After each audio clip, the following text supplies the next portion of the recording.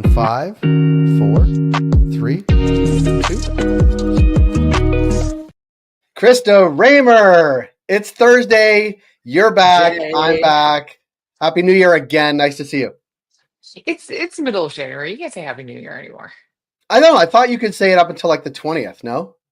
I'm like, let's go. We're in Okay, fine. 2025. Happy mid-January. Is that better? Great. Great. It's actually a long weekend in most of the places in the U.S. People are gearing up for 2025. We talked a bit about that yesterday.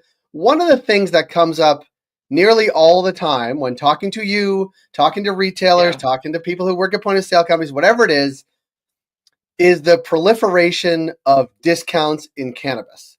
Yes. It's almost like you walk into a dispensary and expect a discount, which is one challenge for an hmm operator. But also, hmm if you're going to go directly to discounts as an operator, you should do it smartly.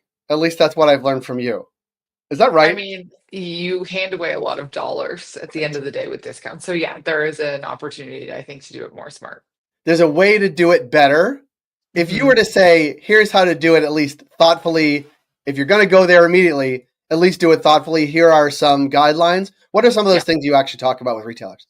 Most of the time, the first step that we'll take is to reduce discounts and their coverage, meaning like it's not 20% off flour. Like, let's get a little bit more specific. When we've been doing an analysis of the states that have some of the highest discount percentages, one of the things that we're finding, which is like counter to traditional retail, and or also grocery, is that the lower basket sizes have higher discount percentages sometimes than the higher basket sizes. So let's say, for example, we take a look at all of the transactions over a quarter and we identify all of the ones that are sub $20 and then maybe 20 to 40 and then 40 to like 80 and kind of go from there. If you are looking at them, the discount percentage that's sitting in that $40 or less is really high compared to, say, for example, transactions that are $80 or more.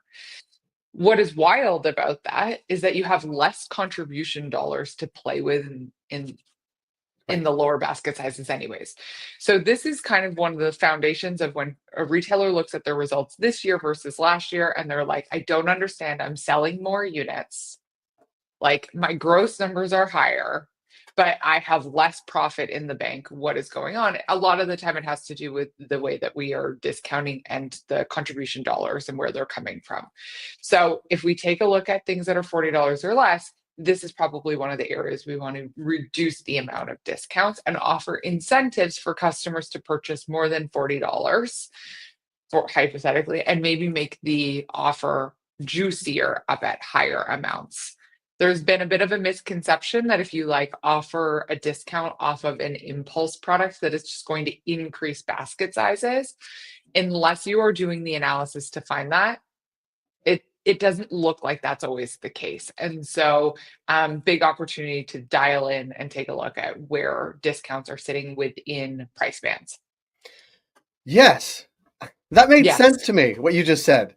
So let me boil it down for like if I'm getting a discount on Yeah. $10 or less, like if I like on any purchase, whether I spend $10 or $50, it's not hmm particularly helpful retail if I'm getting discounts on less than $10 because maybe the margins are lower, but also the gross is just not there to like add up. Whereas if I'm saying spend $80 or more and get 15% off, you want to get people to that higher threshold, offer a discount, make the discounts at the higher because your words, there's more room to play with, really.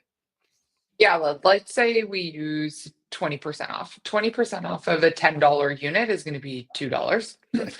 That means that you have $8 left Right. after the discount. Whereas if we do 20% off of a $50 transaction, you still have more dollars Right. coming in. So you might have discounted more in terms of the number of dollars that went to the discount, but the dollars that you have coming in are higher. Also And this greater. is where we've got to like have a good balance with discounts, is that in those low basket sizes, we are just putting more and more pressure on lower priced units and you don't have the contribution dollars to play with. Right. Also, like when we look at traditional retail, typically we want to push margins on impulse product lower price products and then potentially run slightly slimmer margins on higher price products. And we don't see that mix either. A lot of retailers are still using like a standard markup and basically just using the same markup across the board. Where it gets really complicated is when we not just look at the discounts and the deals, but then you layer on top of that things like a loyalty program or medical patient discounts or student discounts. Those two things like stacking on top of each other or even just stacking within a transaction will take a discount percentage maybe from like 15% up to 17, 18% really Yikes. quickly. A lot. Yeah. That could be the It's a margin lot. on any given product. And also thinking about this is how and what you this is what you said initially, not just saying 15% off all flour today, but if you're going to do that, 15% on some specific size, some specific product, maybe even some specific brand, either to move product you want out the door, or you're working a promotion with someone else. Like, is that's sort of the three-dimensional chess that you should be playing in terms of pricing and discounts and product and inventory and all those things. Yeah, if you're going to do a partnership on something, what does that look like? Do you get it back in dollars? Do you get it back in inventory? Are you just passing discounts through? Like, you've got to be able to really understand if a discount is actually creating incremental lift. If it's not creating incremental lift, then you're just taking dollars away, potentially from dollars that you were going to make if you sold them at full price or even less of a discount. Right. I can only assume this has happened to you. Even if it's happened to me, it's happened to you, where you go in a dispensary, doesn't matter the location, and the discounts seem almost too good to be true, or seem to be applied like across the board willy-nilly. Like, that must drive you a little batty, but also like it must drive operators batty because they can't get the data they need to know if it's working. Yeah, I mean, if there's a lot going on, it's also going to be a lot of noise. So that's one of the things too to consider at any point, like how many deals or how many discounts do you have that are active? What are the choices that the customer is making? Customers coming in and having to choose probably between 400 and 800 SKUs. And then there on top of that, there's usually somewhere like maybe 100 deals going on, Right. or like versions of the deals that work together. And that's a lot of mental load on the customer. And so when do you give them decision paralysis just because we've got so much going on Yeah. that they have to make decisions And between? that's the customer perspective, but from a bud tender perspective as well, it's challenging as opposed to saying, here are the three things we have going on right now in terms of promotions, in terms of discounts, because you've often talked about making sure the frontline employees understand the how and the why of a discount and what we're trying to achieve with that. Are we trying to increase basket size? Are we trying to move product? Are we trying to run a promotion? Like, all of those things factor into, of course, what the customer sees and feels and wants to buy, but also how the bud tender understands it and sells it. Yes. Yeah. Here we are. Here we are. Discounts in retail. Discounts in retail. Yeah. But and let me ask you another question. Like, in other parts of retail, because you described a little bit of that, like, is it as pervasive as it is in cannabis, or have cannabis consumers been so trained to expect discounts that dispensaries just need to like comply, or are they complicit in this? I mean, in most businesses, you're going to set in traditional retail, you're going to set a targeted discount percentage. So, what amount of discount you are willing to accept as an average? Um, I've never seen an industry that is sitting at like north of 15% as a standard. Right. Like, this is a lot. It actually, for me, I have a question about whether it is discounting or it is the proliferation of like just trying to figure out who our customer is, not knowing and making purchasing decisions, and then also potentially not using nuanced pricing.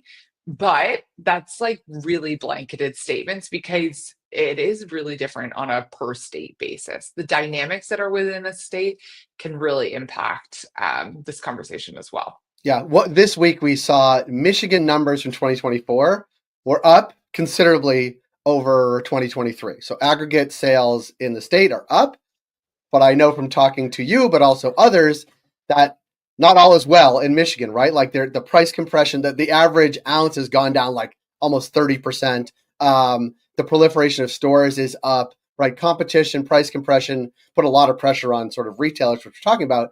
And then customers expect a lot from their dispenser in terms of price discounts because they've come to expect it. Yeah, and is it that they are coming to expect discounts, or is it that we are getting the product into the price points that the customer's willing to pay Right. for what we're bringing to the market? Like, yeah, that for me is, I think time will tell. Yeah. But right now, there's an opportunity, I think, to dial in and be really specific and identify, is the customer purchasing it because it's on discount, or were they going to purchase it anyways? Now you're just giving them a discount, Yes. and also, are they purchasing it now at a price point that they feel comfortable with? Right. A Yes. lot to think about, Krista. It's not simple retail, is it? Well, I mean, if we are customer centric, it could be simpler. Like, Right. when do we add complexity because we think that the customer needs it? Right. Rarely, I would think, because if it's complex for the customer, it's complex for the people running the shop, the people Yeah. interfacing with the customer, difficult to explain, all of those things.